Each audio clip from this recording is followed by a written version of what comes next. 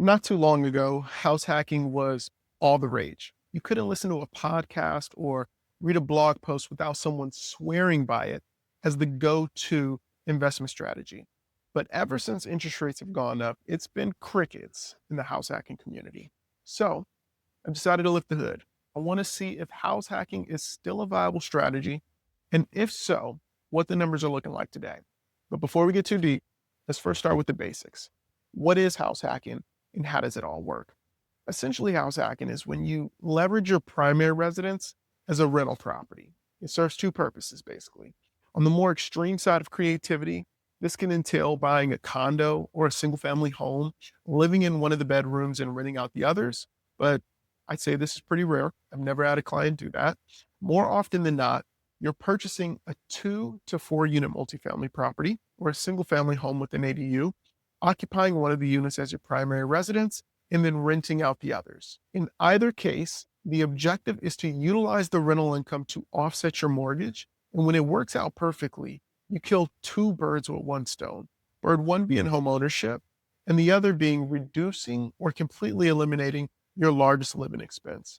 So that's house hacking in a nutshell. And it was sold as the savvy yet simple approach to both home ownership and wealth building. And a lot of people bought in. But like I said, this was back when interest rates were 3%. Nowadays, you're lucky if your interest rate starts with a 6. So let's take a real world example to see exactly how the numbers have changed. And to do so, I want to take a look back at 1432 Grant Street. This is a 4-family in Berkeley that my clients ended up passing on, but we were this close to placing an offer. So this is 1432 Grant Street. This is a 4-family over in North Berkeley, just shy of 3,000 square feet. It was comprised of 2 one-beds and 2 large studios. As you can see, phenomenal listing. Original hardwood floors, a lot of the original millwork all throughout, wood-burning fireplace.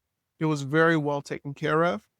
And like I said, my clients ended up passing on this. I ended up securing them a different multifamily property that had a bit more value add potential. But take a look at this listing, right? So 1432 Grant Street, this hit the market back in November of 2020.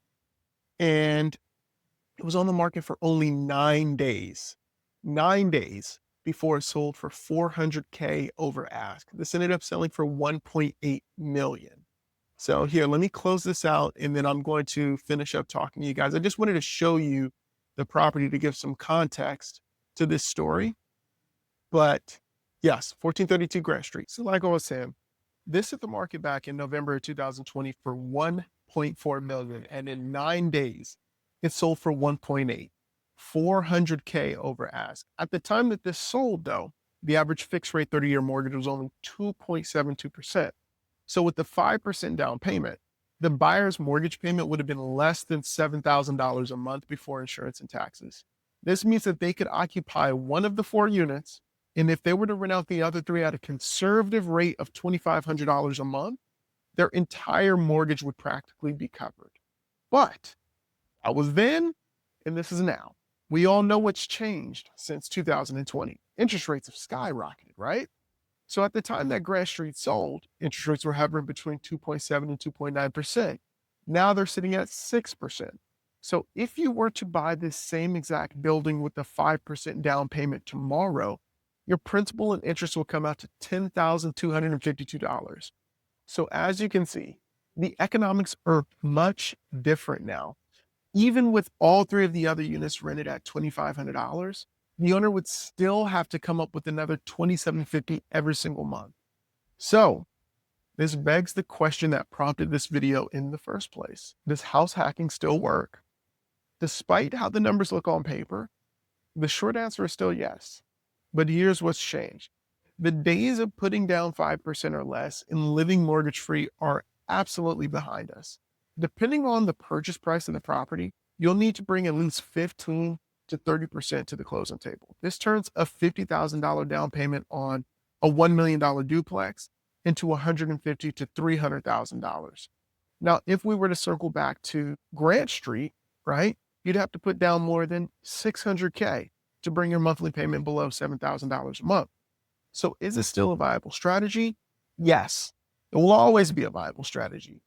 But unlike 2020 to 2022, you're now going to have to bring a lot more money to the closing table. You're going to have to dig deeper into your pockets to make it work. But before I bring this video to a close, I definitely want to highlight something that's less obvious, because I think most people are well aware of the fact that nowadays your mortgage will be much higher than if you had bought a few years back. But what seems to be massively overlooked is how much competition has left the scene. It is far easier for buyers and investors to win offers, negotiate, and secure price reductions today versus 4 years ago. And here's why. In November of 2020, when Grant Street hit the market for 1.4, it was on the market for only 9 days before it sold 400K above ask at 1.8 million. Fast forward 6 years later, if we're to look at Alameda County as a whole, the average days on market has more than tripled. The typical listing sits for nearly 30 days before receiving an accepted offer. Almost 40% of all listings sold for less than their original asking price. So to put a bow on all this, it is an entirely different ballgame now. The market has softened tremendously. The pendulum has swung completely to the buyer side. With sales volume hitting rock bottom, both buyers and investors have much more pull at the negotiation table. Whether it's a price cut, a credit, or a concession, sellers are willing to bend over backwards to get their property sold.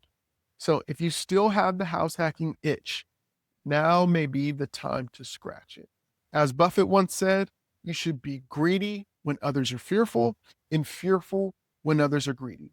The feeding frenzy that took the housing market by storm from 2020 to 22 is over. The swells of crowds that once packed open houses and property tours to the brim have subsided. Most buyers and investors have become too scared to take advantage of the buying window that's opened up. And this leaves the door wide open for those that are looking to seize the moment. And now is the time to secure exceptional properties at bargain prices. If you've been patiently waiting on the sideline, but you may be ready to take your shot, send me a message. I've compiled a list of which zip codes have produced the best buying opportunities versus which areas have remained red hot. The link for that is down below. My name is Michael C. Campbell Jr., principal and partner here at Fiber Realty. I specialize in residential sales and multifamily investments, and I would love to help you make the next move your best move. Talk to you soon. Peace.